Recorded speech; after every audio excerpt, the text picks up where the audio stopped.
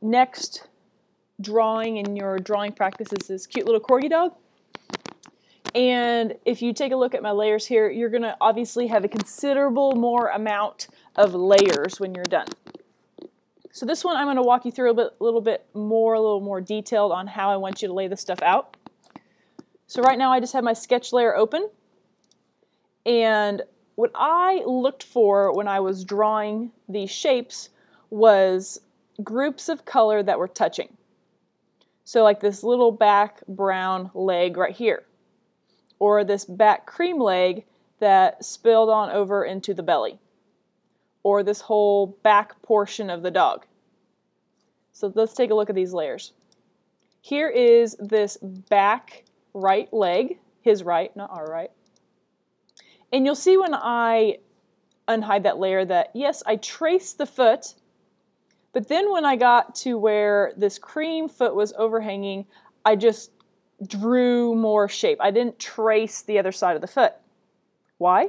Because I'm going to trace that cream foot a second time when I come over here, so there's no point in doing it twice. I know that this cream layer is going to hide that big portion right here, so I didn't worry about drawing it. So now let's draw another layer on top. Here's the underbelly and that cream leg. And you'll see I let that belly kind of balloon out, just like we did with our fins on our rocket ship. Then I drew the brown back. Now I could have attached that to the head, but I didn't, just because that's how I decided to do it. But you'll also see that I let that get big right here over this other cream leg, because that leg is going to hide this straight line. I also let the chest kind of extend out, because when I come back and draw this cream section right here, it's also going to hide that. So here's that front leg I was talking about, hiding that straight line. Here is... Students, please come to the office. Nate Thompson, Connor Dodd, Cassidy Seba. Here is the head, and I made it a separate layer.